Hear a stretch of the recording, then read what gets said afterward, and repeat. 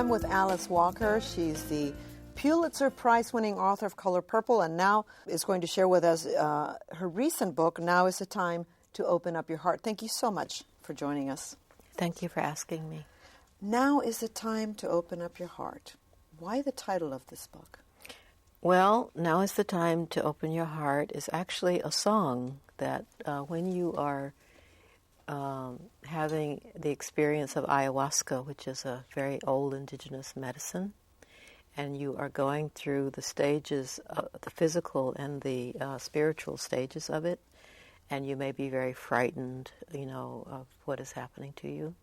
The shaman who is helping you on the journey sings to you, and these songs are called Icaros, and this one is Ya es el tiempo para abrir su corazón. Now is the time to open your heart. And that is always the time that you feel most afraid, because you don't know what's going to happen. You feel very vulnerable. You're holding on to the closed heart because you think you're safe, but you're not. Let's talk about your main character. She goes through a spiritual journey, and she travels through two rivers. Why use the river symbolism? What did that mean? Well, Kate's dreams are giving her rivers that are dry. She's dreaming very often of rivers, and they're all dry.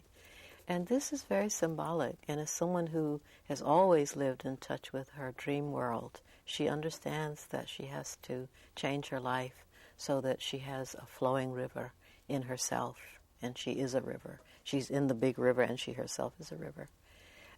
So she is counseled by her inner friends in her psyche and her friends around her dinner table to find a river, a real one, out there, not in yourself, and run it and see if there's a connection and see if you can find your destination. And so she decides to go and run the Colorado. How was this book inspired? Oh, there were many levels of inspiration. I was interested in how the young are all, many of them, really losing their way through drugs, and how drug use has devastated my own community, the African American community, and also a lot of the young people on reservations, a lot of the people of Hawaii, on the islands, all over, everywhere. And I wanted to explore the traditional way of doing what it is I think many of them are trying to do, which is to have a transcendent experience, actually a spiritual experience, but they have no one to guide them and no one to teach them. And so I wanted to study how in indigenous cultures, ever since human beings existed practically, people have been able to lead the young safely through this passage where they are dying to have a spiritual transcendent experience, but they don't quite know how to do it because, how would they know? I understand that your own grandmother, played a role in this book somehow. Well, my grandmother, my father's mother, was murdered when he was 11. And she was obviously someone I never met and didn't even realize I missed her terribly. I started to get that as I was writing, that in my 50s, my late 50s, I missed the woman that I myself was becoming. And I was thinking how, for instance, if I have a grandchild and she never knows me, they may tell her, oh, you never knew her, you'll never miss her. And it's wrong. I miss my grandmother that I never met so deeply. And then I connected that to the way that because the elder feminine is suppressed in Western culture, we're all missing grandmother. And added to that was the fact that this medicine, ayahuasca, that I was taking, has as its primary spirit that of the grandmother. And that spirit is the spirit that says, stop, don't drop bombs. Stop, feed all the children. Stop, do what is really good for all and not just for yourself. It's a very no-nonsense, clear grandmother, but grandmother voice. Is that the sort of the same symbolic grandmother you have in the novel? Yes. The shaman? Yes. Well, that is the spirit, yes. That is the spirit. Why do you think that society, especially Western society, is not listening to that elderly grandmother's voice? Well, it started in the Middle Ages when they basically killed that voice, especially the European grandmotherly voice.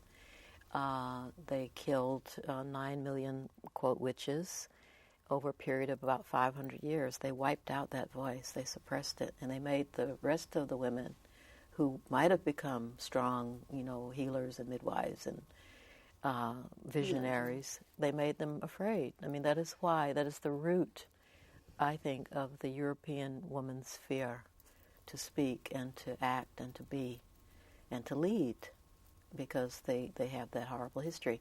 And even if they don't know it, and most of them don't because it's not taught, there is a way in which that kind of terrorism never leaves you. It's cellular.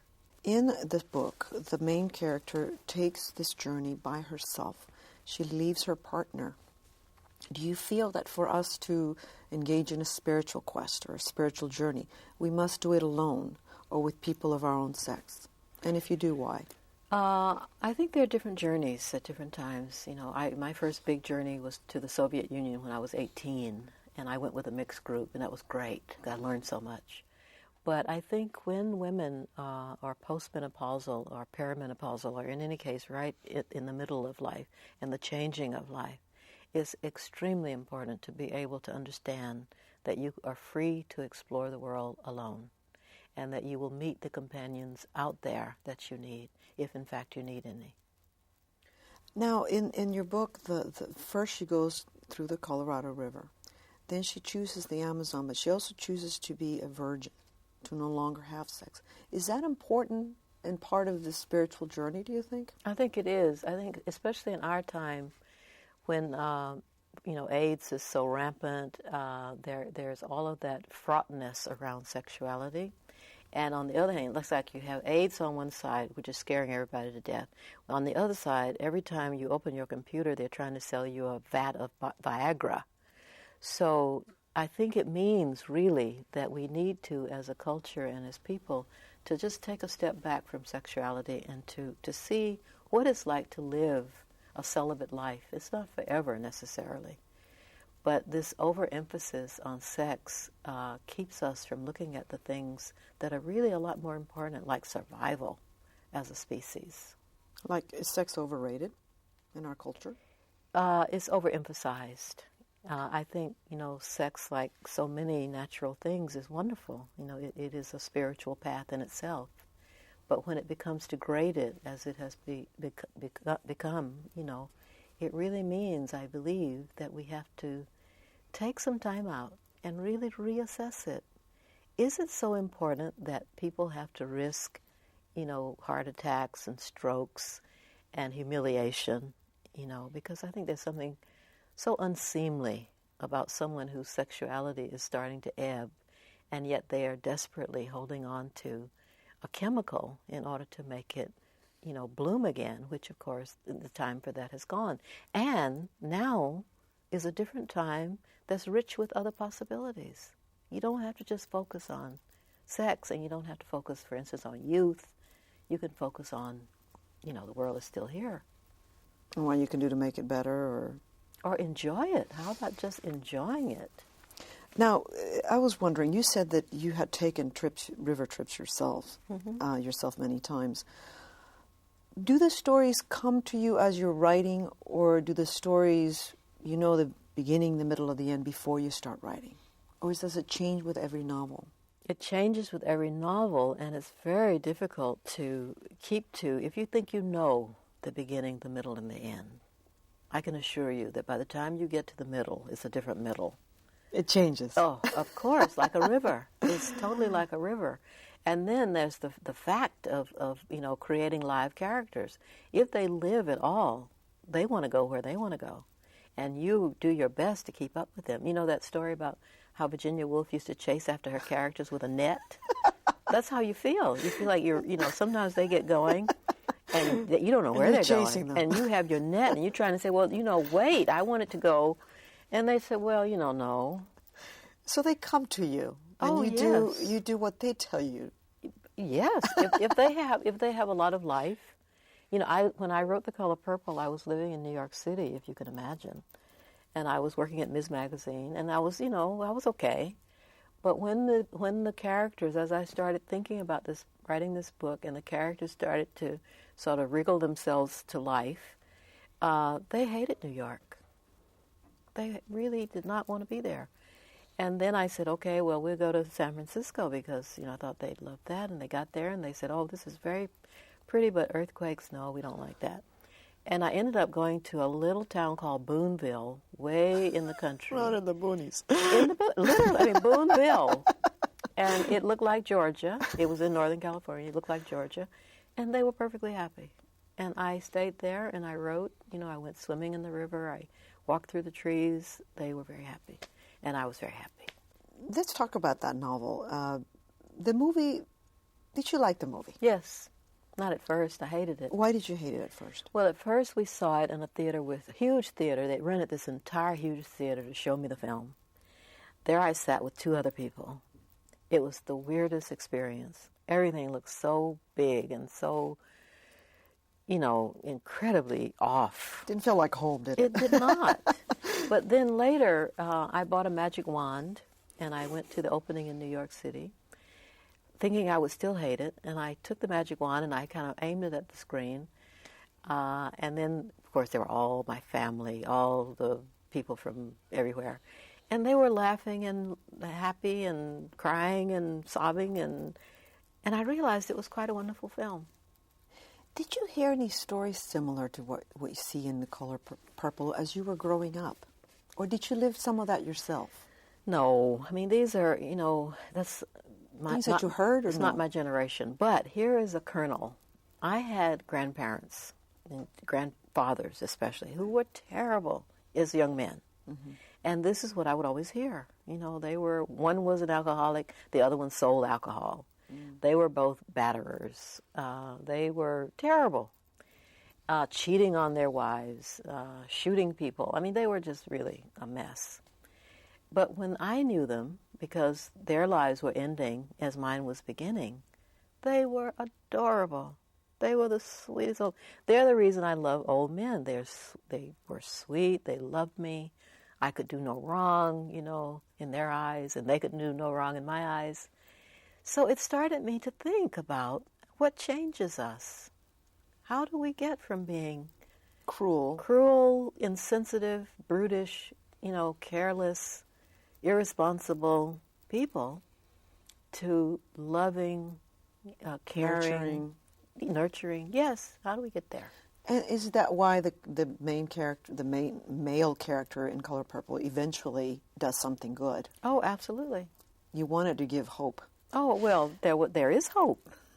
Yet you were highly criticized, especially by African American males. Yes. Did you expect that? No, because I actually thought they would read it. You did? Yeah, I thought they would read the book, and then if you read the book, it's inescapable. I mean, there's no way you can read it really and think that I'm just bashing men. And many of them admitted that they hadn't read it, didn't intend to read it, didn't want to see the film. They were just mad. Let's talk about the black experience in America. I know that you work, you just mentioned the drug scourge in especially indigenous communities. What do you see as a solution to that? How do you empower people to realize that there's something you can do? Well, I think all of the adults are responsible for all of the children, and that it's our responsibility, as who we are as grown people, to actually make sure that the drugs are stopped. If you stop our energy, before we start telling the kids, or at the same time that we tell the kids that these things are bad, it's our responsibility to stop the drugs from coming into the communities. That's why we have a government. But in our case, the government has helped to get the drugs into the communities. How did I know that is a belief that the government pushed this into communities. How did that happen? Maxine Waters did a very extensive piece in calling out the CIA for helping to put drugs into the black communities. Is it getting better now than it was in the 80s, let's say? I don't know. I can't really say. But I know that everywhere I go, people are telling me about, people dying, the violence that always follows drug use. But it's up to our, why do we have a Congress? Why do we have, a president if they cannot stop, all the deaths of all these children from drugs, that the children do not create. Let's talk about your involvement recently in the anti-war movement. Tell me about your experience with that. I know you protested and you ended up in jail. Yes, well, just before this last bombing of Iraq, and I'd also been very much against all the other bombings. I am against bombing. But we were women, code pink women, all dressed in hot pink, 10,000 of us, descending on D.C. with a lot of little kids, basically saying what millions of people believe in the world, which is that war is really a retarded response to anything. So there we were, finally 25 of us in front of the White House. And we were singing, hopefully to George Bush, who they told us was actually at home that weekend. And we were arrested. Do you think you got enough attention? I think we didn't stop the war. I mean, we were just, 25 women out of like 30 or 40 million people in the world who were saying no. And we were not listened to. I mean, by people who could actually make a difference in stopping the war. It went right ahead, and look where it is now. Another issue you feel very strongly about is female circumcision. Mm-hmm. Are we getting any better in that area?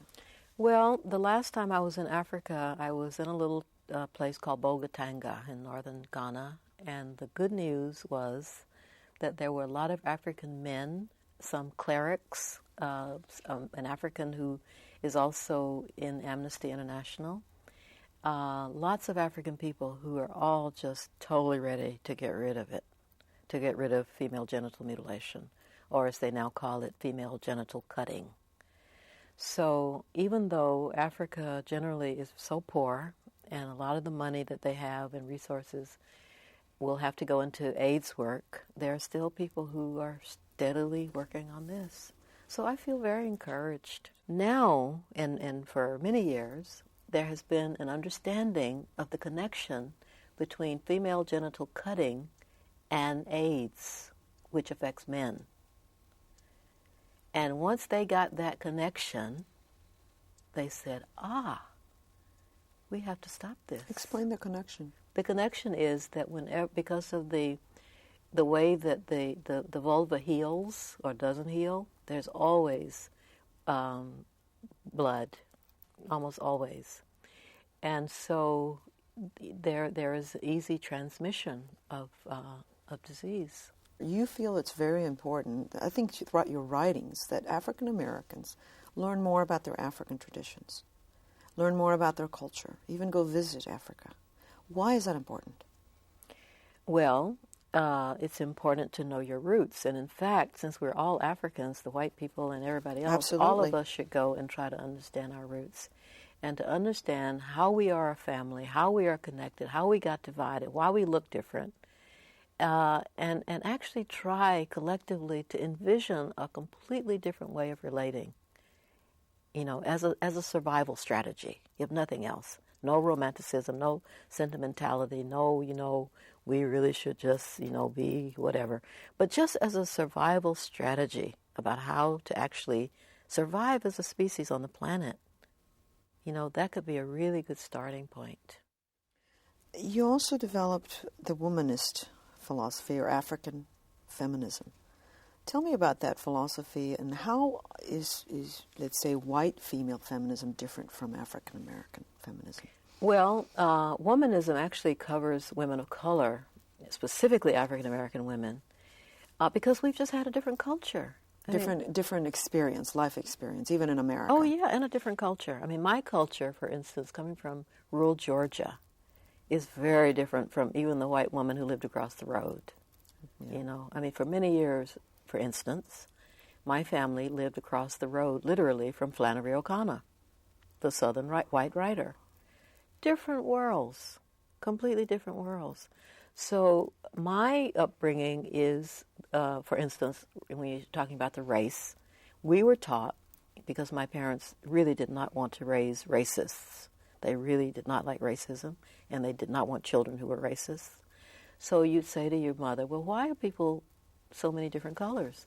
And her response would always be, well, look at my garden. Are all the flowers the same color? Well, that's why, which is just such an amazing, I mean, it returns the power of diversity, of making diversity, to the earth.